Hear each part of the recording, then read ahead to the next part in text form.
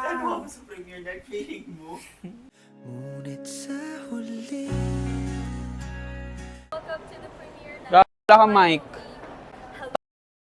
Love. Ala, Yes. super.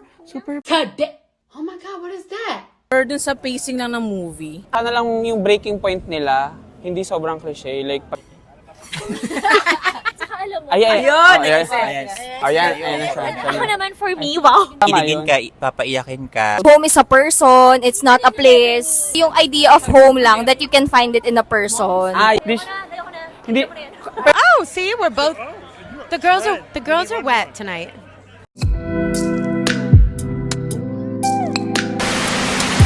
Slow down, baby. paalis na kami para manood ng premiere night ng Hello Love Again.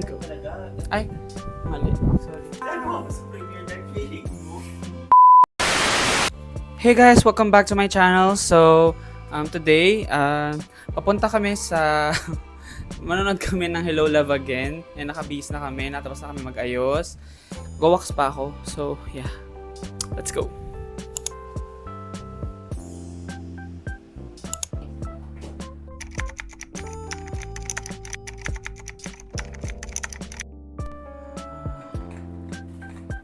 Oh, may video rin siya. Black.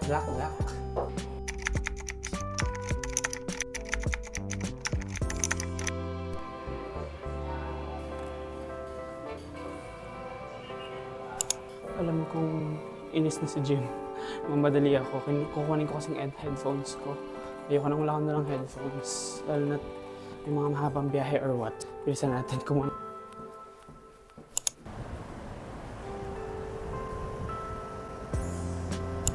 Yan guys, so sobrang sweet niya. Hello daw. Hello po. Hello ka sa vlog, bebe. Hello, ikaw sa vlog?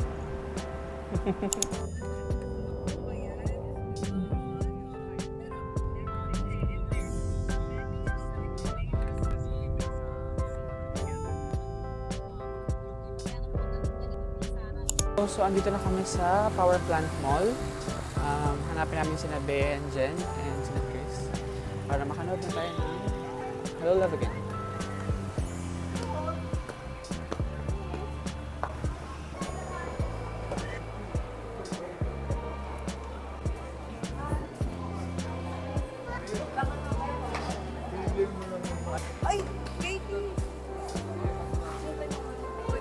Pakita niyo po sa potato corner. Thank you. Okay, thank you. One po.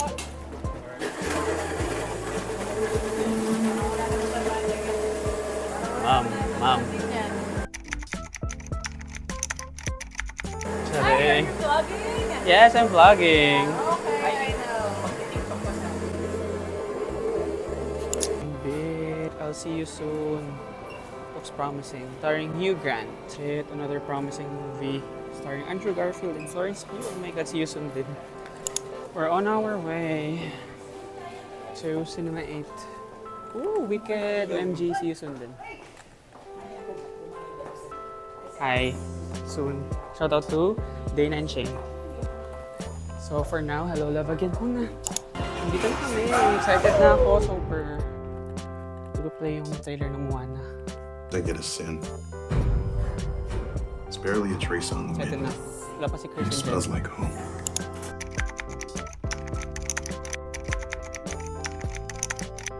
Hi guys. Alam mo, ang dami mong, Oh, sorry. hindi mo naman ina-upload. Marcelo ka naman. Nagbablog. Ay, wait, sige.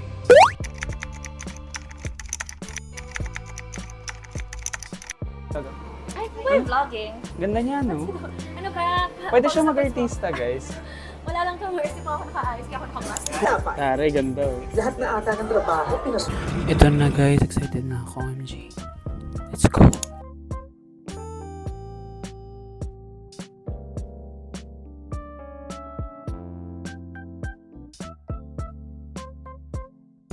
ngunit sa huli Ayun, so katapos na umihi and katapos na namin manood. Welcome to the premiere na Wala kang mic. Love. Ala, Yes. tignan mo nga yung isa, oh. Oh Lord, kawawa. Palagi. Yes. Si Catherine pala to. Guys, look, mga kami bodyguard ni Chris Bernal. Kasi naka... Oh, ay, hindi kami nag-usap-usap. Naka-block kami lahat, siya lang hindi. Oh, next ako naman naka-black. Ah, yes. Oh, Mars. Uy, plastic ka porkit may camera. I missed you. I miss you sa camera, bilis. Ngayon lang kita nakita ulit. Bigyan mo kami ng camera. Oh. Mabait yan! Mabait si Chris Bernal sa personal, in fairness. Mabait pa may camera. Oh, hindi pero pag walang camera, para siyang yung sa artikulo. Kakatakot. I'm sorry. I'm never good enough. Nag-ready. Ay, yes. Ah, okay.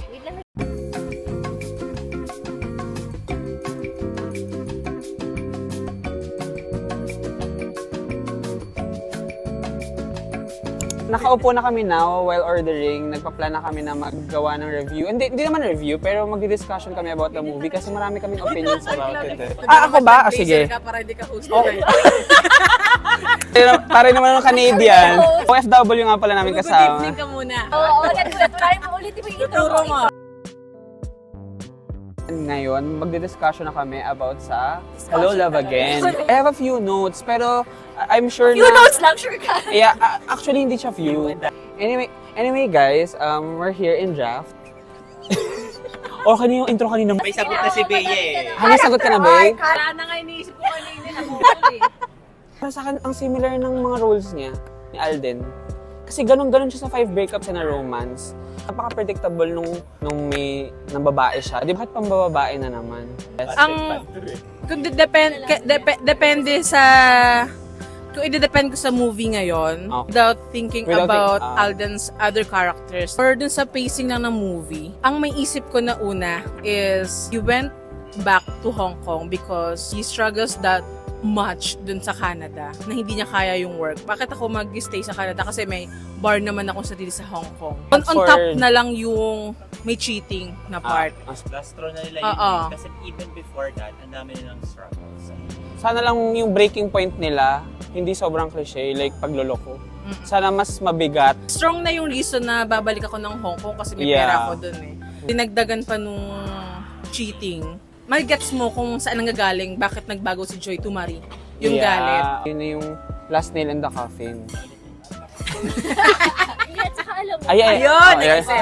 Ayan na siya. ako naman for me, wow.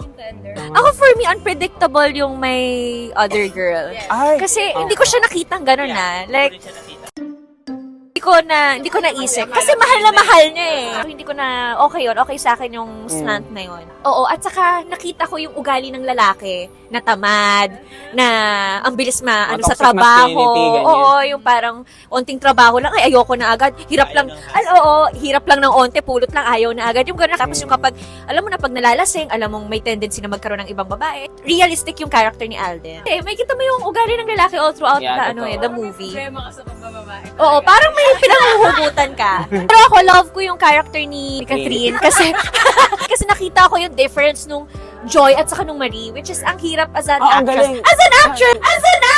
My plus! Pero no joke naman yun. Totoo namang marami Nakita ko siyang yung nagawang efforts niya na characters. binago na yung boses niya, binago na yung look niya, binago na yung nuances niya, binago na yung mannerisms niya. Kasi ginawa mo yun sa Impostora, right? Oo. Ang may reference. Oo. At sa legal na rin. Iba yun? Kasi Zaito. Wait lang. Medyo hindi ko nagustuhan yung eksena na nahuli si Alden over the phone. Kasi ang lalaki, magaling yan eh. Kahit Diba? antok na antok ka, or alam mo tumawag yung jowa mo at may kasama kang babae, ay, alam mo agad na hindi ko sasagutin to. Pero nag-video call pa na. Tapos saktong mangon yung babae. Tapos talagang perfect angle nandito. Hindi ka mag-video call kahit gaano ka kaantok or whatever. Ako, what I like, in-explain niya kung ano talaga nangyayari sa abroad.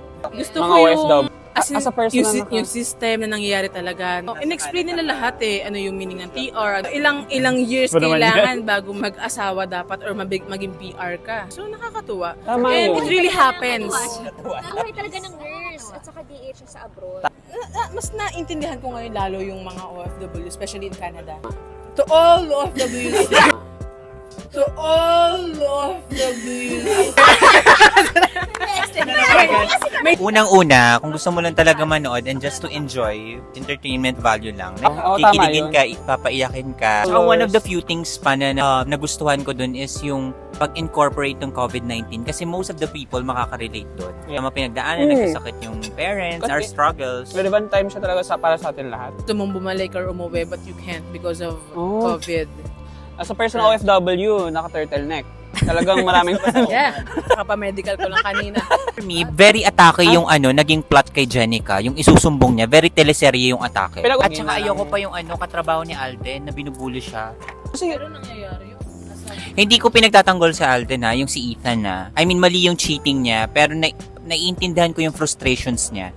He's building his life na sa Hong Kong. Maayos na yung bar niya, iniwan niya for Joy pero or Marie. it is his choice. Hindi siya pinilit ni Joy. Yun pumunta nga, doon. para tapos nakikita niya na naging ganun yung life niya doon, na Yeah. tagalinis ng kubeta, tagapunas ng puwet. Gusto ko yung short scene ngayon na nagsama-sama sa video call sina Maymay. Ah, Yes. ang cute nun. Kasi parang na-reminisce yung Movie. relationship nila dun sa first movie. Tama. Na, nakakamiss sila yung nakasama sila. Gusto ko yung addition ni Valerie kasi gusto ko yung character ni Valerie. Yeah, gusto ko yun. Yeah. Pero medyo shallow lang. 'Di ba? Mababaw lang talaga, pang comedic relief lang talaga sila ni Joros. Yun talagang role nila. Pero si Joros, Ang funny Diba? talaga. Ang The charismatic best. ni Joros. ang natural niya. Ang funny ni Joros. Doon siya lagi sa... Yun yung role... Actually, typecasted si Joros. Laging ganun yung role niya. Yung pag kung gusto mo ng lalaking comedic relief na best friend. Pero overall, satisfied naman ako. Overall, Yeah. satisfied ako. Like, Satisfied mahal yung ako. natin, yung ticket natin. Pero, Panawagan lang sa Rockwell Cinema. Sana yung VIP may libreng popcorn para Oo, na kasi sa masulit. Directors Club saan? Diba? Wala. Sa SM Aura, same price meron, di ba? Meron. Meron din sa Uptown, tama. same seats. Same seats din, Bed nagre-recline pa nga din. sa kanila diba? Sa sa Ayala Malls din, reclining din, tas may popcorn din. Mahal dito. Mm. Nag-adjust kayo sa akin, di ba? O kaya Ay, Victory hindi Mall naman. sa Monumento. Masaya rin sa... Hindi, masaya kasi... Asa tala na. Hindi, para Hindi sa'yo naman. talaga, syempre. Satisfied ako. Hidden fan ako. Hindi siya yung movie na, ay, ang bigat sa feeling after. Ako kasi ang theory ko, meron pang third. Meron pang third because of that airport scene. Oh, hello Love Dubai. Nasatisfy naman ako sa movie. Same with you. Feel good lang. Ang galing ni Direk Cathy. Direct cut. Direk Cathy. Hindi ko lang palya Siyempre. talaga. Ang galing niya. Ayo. Hindi man ako nag-expect na sobrang heavy ng movie eh. Hindi naman like, wala naman sumapaw na supporting characters. At the end of the day, story pa rin ni Joy and Ethan. And their struggles. In country. In another country. And hopefully, Canada. As an audience na parang gusto ko lang manood ng movie at masiyahan. Okay. Ay, actually, nakakaiyak siya. Pero nakakaiyak siya in a good way. Doon sa scene ng tahanan. Home is a person. It's not a place. Yung idea of home lang, that you can find it in a person. Ah, yeah. And your own happiness, not in another place. Ang ganda nung paalala sa mga manonood. Tapos Branding naiyak ako ka. dun sa yung pinapakita yung mga scenes, yung gaaway na sila.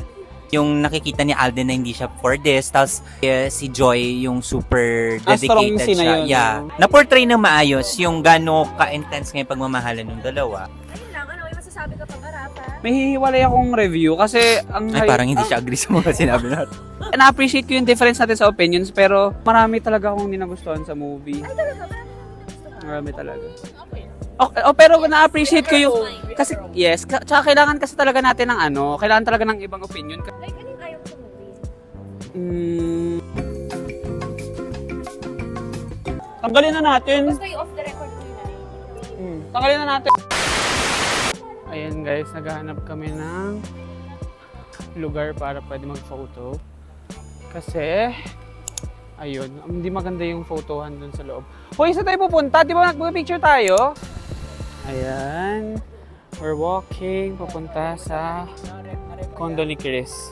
Hatid lang namin siya. Ayun, so nakapag-photo na naman kami. And masarap naman yung dinner. Medyo na lasing lang ako sa Negroni. Di ba nalasing? Medyo nahilo lang and mainit sa pakiramdam. Pero okay naman. Ayun, pauwi na kami. See you sa bahay.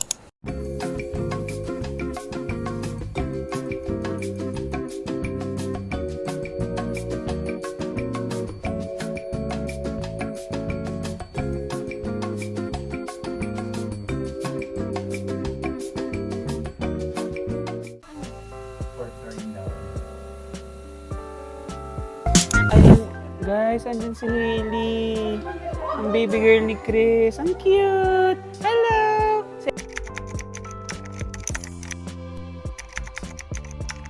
Say hi! Super God damn. Oh my God, what is that? Oh my God. pretty. Ay, What is that? Ay, nahuli sa vlog. No, thank you. No, thank you. No, thank you. Nahuli sa vlog yun na ayaw sa mama ni Hailey.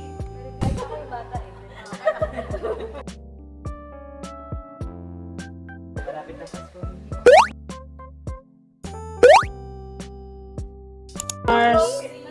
Bye Hailey, bye ate. Bye bye. Hey there guys, so editing Rafael here. I just realized na wala pala akong outro sa video na yon. Kasi dapat ang ending ng video is my full review ng Hello Love Again. However, magiging sobrang haba na yon. So just please anticipate yung full review kasi ihiwalay ko yon. Bukod pa dito sa discussion namin dito sa vlog na to. But also, please keep in mind na lahat ng sabihin ka doon, all of those are my opinions. Walang biases yun. I have nothing against Catherine or Alden or Kathy Garcia Molina. In case may mga negative critics ako na nandun, please keep in mind na opinions ko lang yun. Pwede tayo mag-different opinions. Valid yun pareho kasi depende naman yun. Subjective naman ang opinion. So, keep in mind na wala akong masamang gustong maging dulot dun sa review na yun. Gusto ko lang talaga magbigay ng honest review yung mga tingin ko. Since as a person na passionate sa film, kasi nakakatakot lang talaga yung mga ibang Kathleen fans or fans in general here in the Philippines. Hindi naman siya sobrang negative guys, huwag naman kayo mag-alala, pero please keep in mind na valid criticisms naman yun. So yun, I hope you guys enjoyed that video as much as we enjoyed recording it. Kung gaano ka-enjoyable yung experiences namin nung time na yun. As much as how I enjoyed editing the video kasi it was so fun. Kasi very happy na kami doon. I hope you guys enjoyed that one and I hope to see you in the next one. And please anticipate the review. So yeah, please like, share, and subscribe. And yeah, deuces!